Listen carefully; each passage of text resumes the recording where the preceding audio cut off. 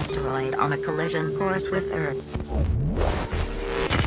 Global extinction event. 80% of the Earth's population dead. God turned his back on humanity long ago. It wasn't a war. It wasn't global warming. It was a fucking asteroid. I was born in this shithole. Parents murdered, an orphan of this wasteland. An army of mutants killed everyone I ever loved. All that's left is hate, fear, and the need for survival. You see, part of growing up was watching everything get taken from me. I stood by, did nothing. And now, I'm the last ranger of this wasteland, and there's only one thing left to do!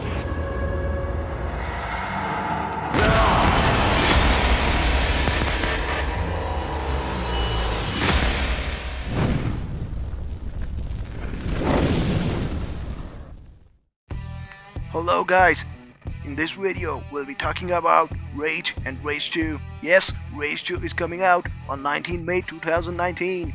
So let's get our backstory set before we start raging. The story of the game is based in the future Earth, and according to design director Matt Hooper, the game's origins were in the concept of muscle cars with desert setting, which was expanded upon by creating a post-apocalyptic world around it. The game has also been described as being similar to the movie Mad Max 2, also known as Mad Max 2 The Road Warrior, which is a 1981 Australian post-apocalyptic action film directed by George Miller.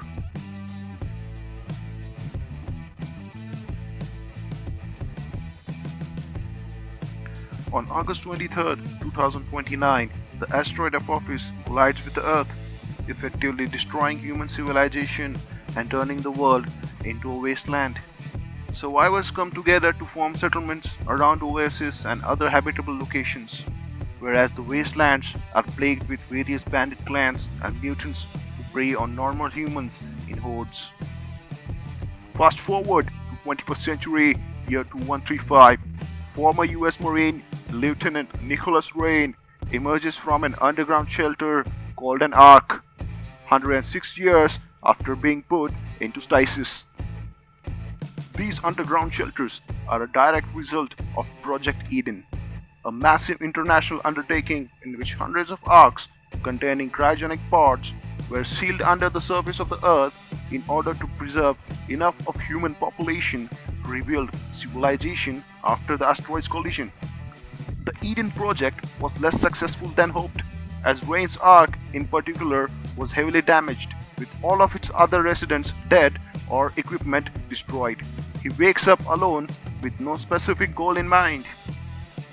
Rain then enters the surface, where he is immediately attacked by bandits, but he is saved by Don Hager, a local wasteland settler who brings Rain to his settlement. Hager informs him that a powerful technological advance organization known as the Authority is hunting for Ark survivors for an unknown purpose. Authority is a militarized organization that considers itself one true government for the wasteland. Rain then starts helping Hager and the people of settlement by completing small jobs.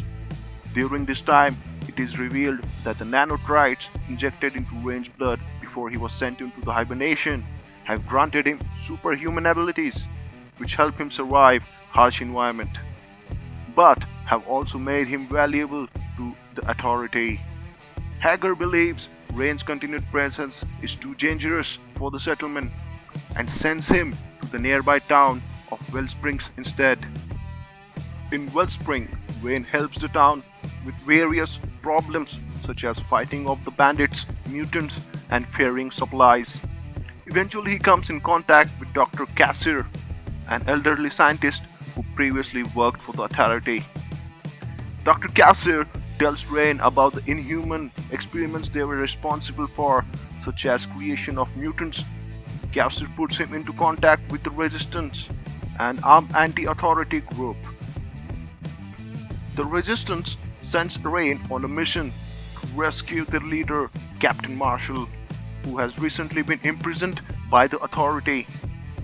Rain again attracts attention from the Authority, forcing him to flee Wellspring and join the Resistance at the headquarters in Subway Town. He learns what happened in the past century from Captain Marshall, who is an Ark survivor himself. General Martin Cross, who was in charge of the Eden Project, sabotaged the operation shortly after the Apophis struck, by ensuring that only Arks with people loyal to him were opened on schedule, while the first wave of Ark survivors eventually forming the Authority.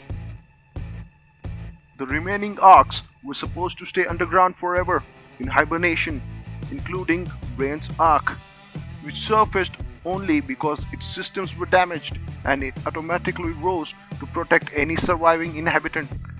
With the Authority beginning to forcefully expand its influence on the Wasteland settlement, the Resistance is forced to act with help of Rain, who is able to recover the data that shows location of every Ark on the planet. Captain Marshall plans to use this data to activate all the Arks and form an army that can defeat the Authority. But only way to get this data to be transmitted is from Capital Prime, the main headquarters of the Authority. Alone, Rain fights his way through the Capital Prime to transmit the Ark activation code, and then the game concludes with all of the remaining Arks simultaneously becoming active and surfacing.